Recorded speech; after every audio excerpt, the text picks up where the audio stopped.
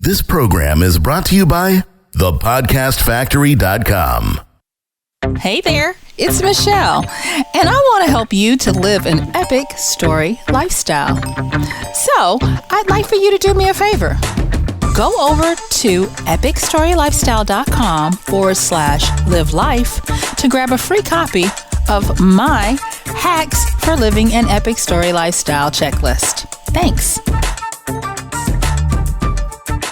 Welcome back, Epic Story Livers, to another Epic Story Lifestyle with your guide, your host, your mentor, and your storyteller, Michelle Spiva. Hey, JR, how you doing? Doing awesome. Can't wait to hear what you have in store for us today. Okay, great. Well, I'll go on and get started. Today, I'm excited to talk about how to become an opportunity magnet.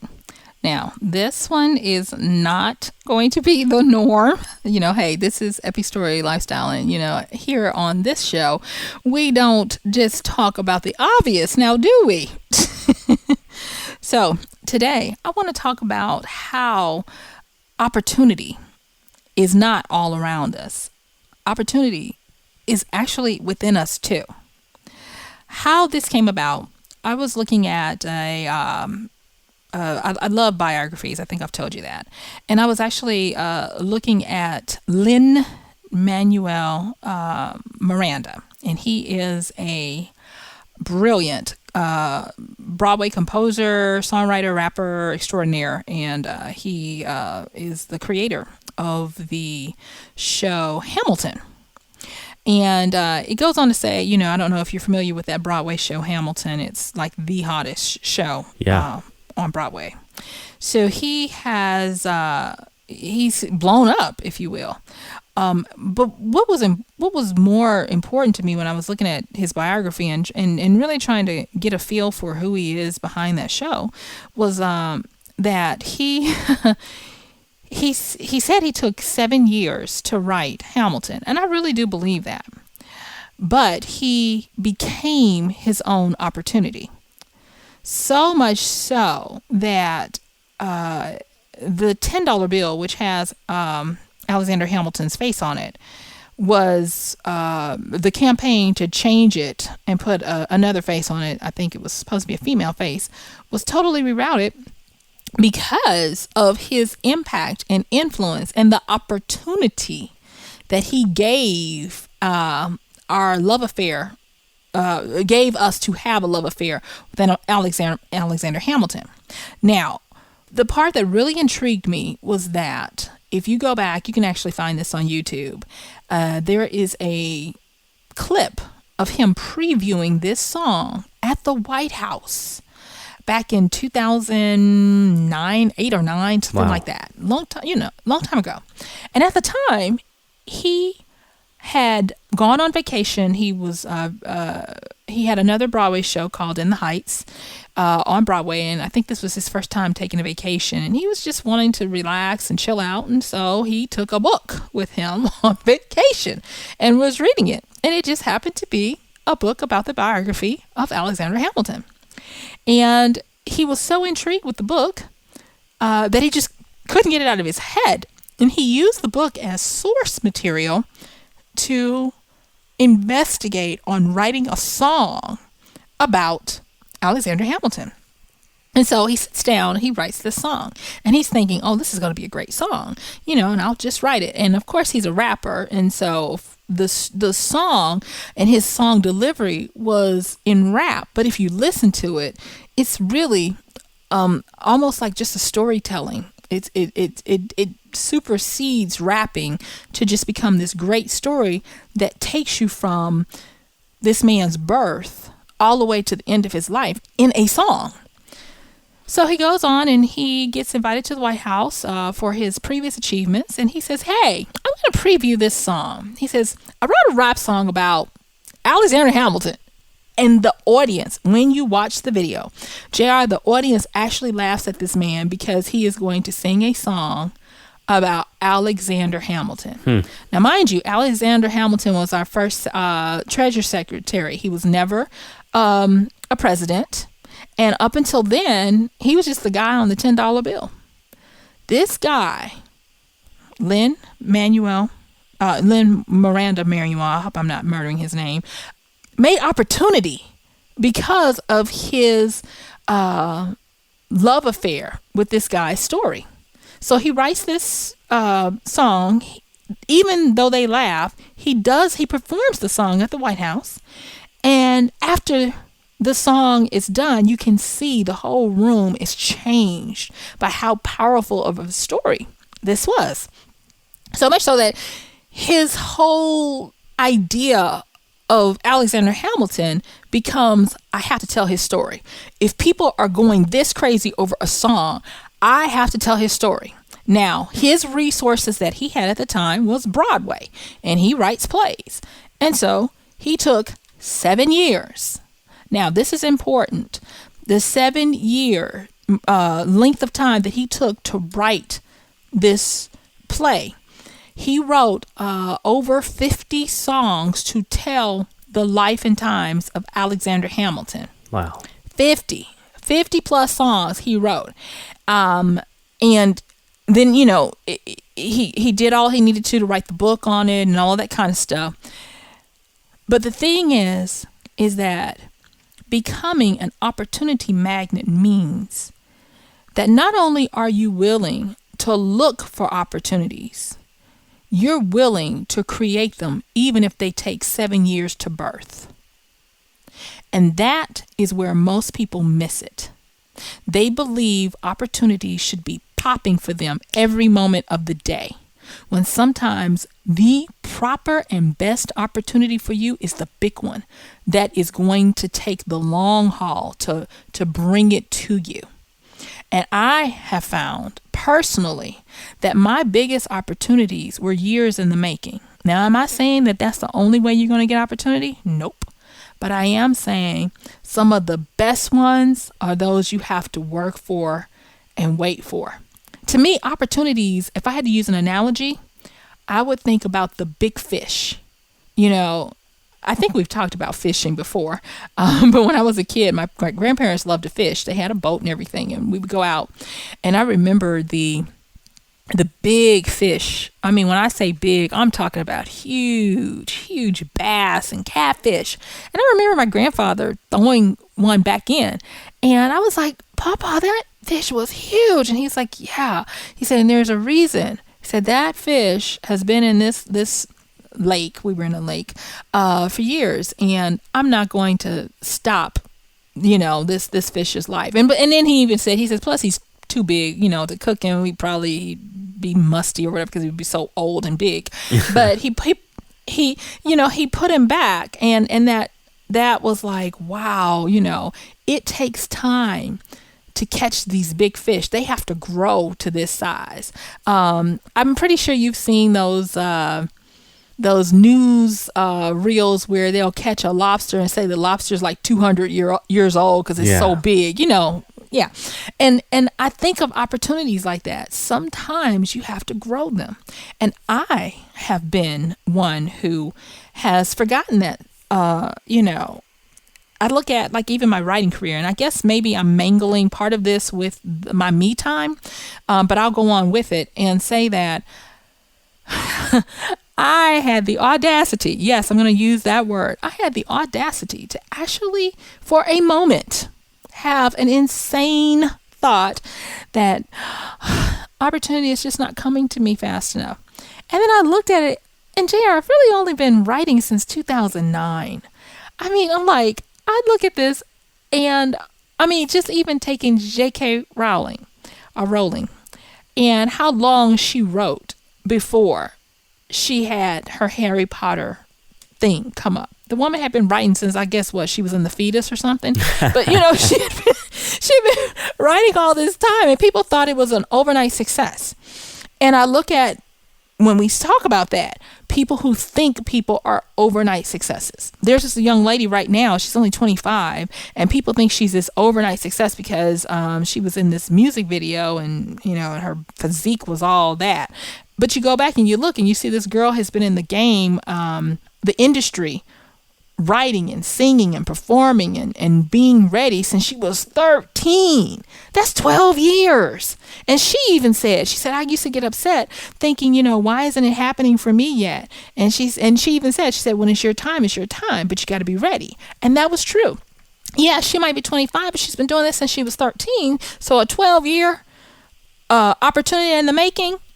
Kudos to her, and that is one of the things that I am really starting to get into my skull, that opportunity is not so much external as it is an internal opportunity.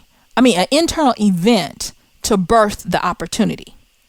Meaning that when you become a quote unquote opportunity magnet, you are allowing yourself to continue to grow, continue to nurture, continue to be focused, continue to be diligent, consistent even, confident that opportunity comes to you all day and in every way. And when I say all day and in every way, that doesn't mean that, this opportunity happens and this opportunity happens and this opportunity happens. And the reason why I say that is because we've heard in our society the word opportunity in some of the Asian languages means chaos or challenge, right?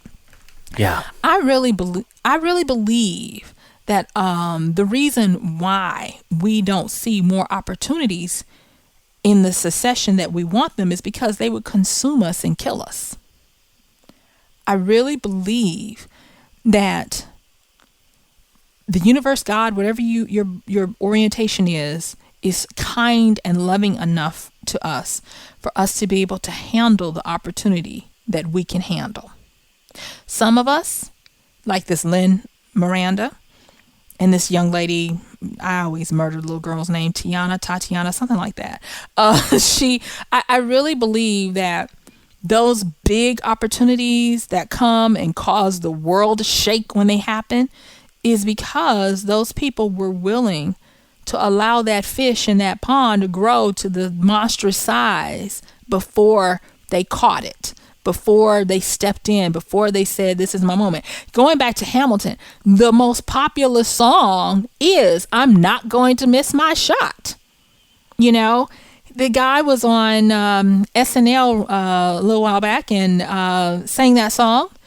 And it has become synonymous with our vernacular of the day. You hear people saying, I'm not going to miss my shot, all over the place. And it is born out of this guy's ability to take 7 years to get it right so that when he got that opportunity, he wouldn't miss his shot.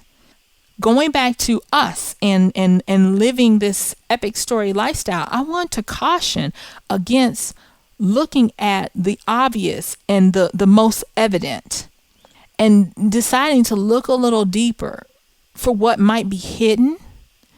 One of the things that now that I am reevaluating how I'm looking at my writing career and how I want my opportunities to come, I'm looking at things like asking myself, where is the crowd not? Meaning not just the opposite of where the crowd is, but where are they not and they should be or they're going to be? Doing a little forecasting of opportunity so that I can be preparing for that. Looking past the low-hanging fruit, because come on, let's face it, a lot of low-hanging fruit falls to the ground and is rotten anyway, and anybody can pick it up. So do I want those easy, lower quality opportunities, or do I want to make sure that I become the magnet for the opportunity that has the most potency and most punch that gets me the most out of this epic story lifestyle that I'm wanting to live? I look at it now, and this guy, Lynn Miranda, he's going down in history for not only writing this amazing play, but actually changing the course of the future of our $10 bill because his play was so popular and people became enamored with this long forgotten statesman that they're like, don't take our $10 Andrew from us, And that is very powerful, that when you become an opportunity magnet, you can possibly leave that legacy that we talk about with epic story living.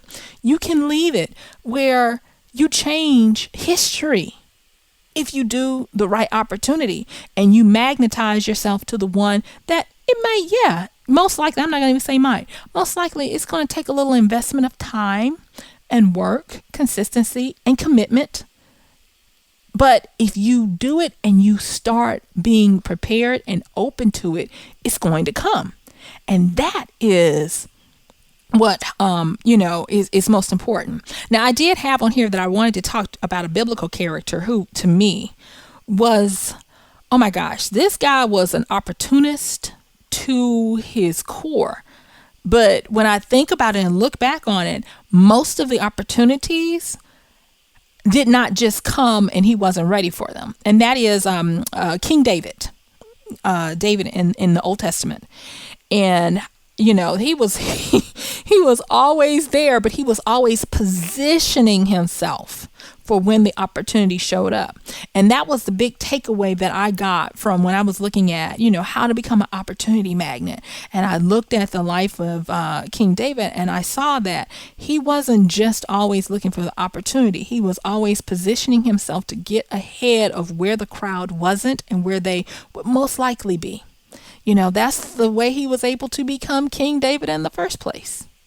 He took opportunity with Goliath. Nobody wanted to fight that guy, and that's where the crowd wasn't. But he knew, if I got in front of him, even if I don't make it, my name will go down in history. And if I do, oh my gosh, think of the other opportunities that open up for me. So he goes up. He doesn't even have weaponry. He takes his slingshot. And he gets in front of this guy, and he does not miss his shot, by the way, and kills Goliath with a pebble in his, and it's just amazing how over and over everything around us is teaching us how to become opportunity magnets. And that is, I'm going to say it again, looking past the evident, looking past the fact that you might believe opportunity is external, but opportunity is made from within. You see the opportunity in yourself.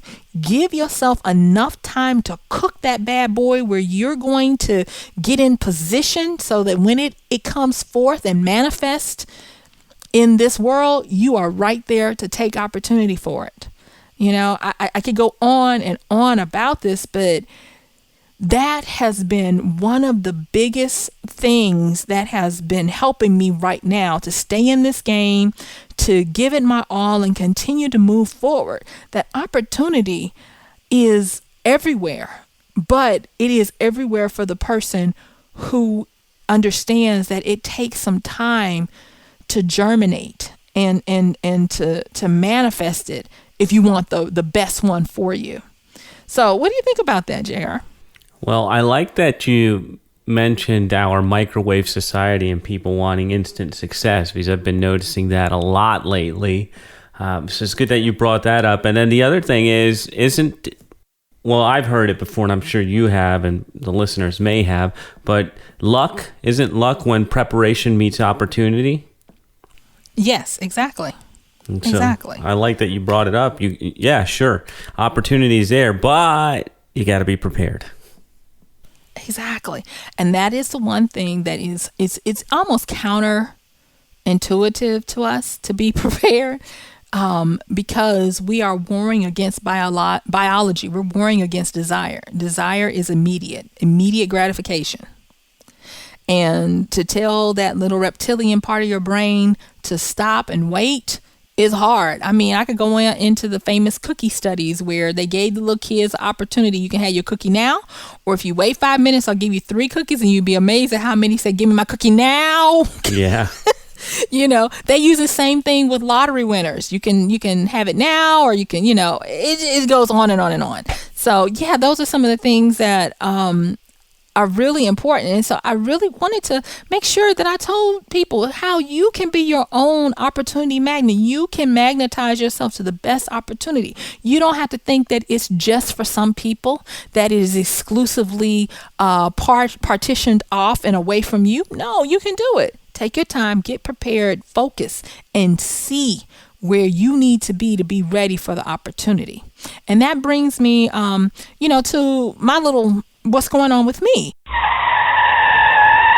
Right now, I'm looking at the fact that, yes, I want to get my my stamps, if you will, saying that I'm #1 bestseller of this big list or that big list and all that. And, if I could, I'd have it yesterday. But I'm taking my time to make sure that I'm ready for it when it happens.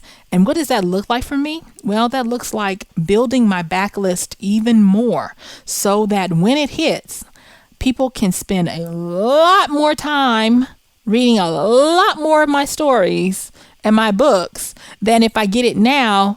And they can read some of my stories, but not a lot of them. You see what I'm saying? Slowing my roll to be able to get prepared and make and milk. That's what I want to say. Milk the most out of the opportunity when it happens, not if, when. And that's the thing that to me is important, that I'm learning that as an opportunity magnet, I am able to remove the word if and replace it with when. So that's what I have for today. So, Michelle, what do you have for us when you come back next time? When I come back next time, I'm going to actually be talking about living fearlessly independent.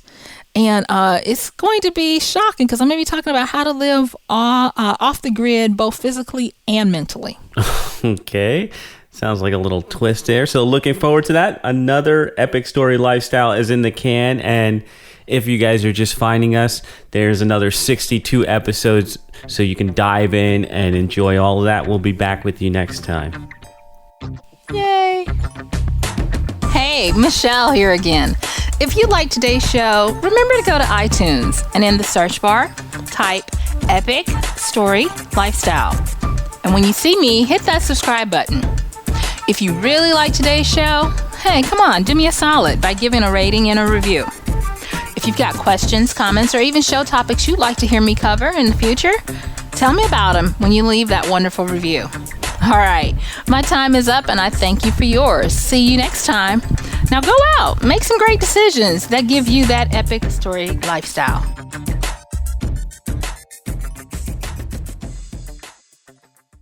This is the podcastfactory.com.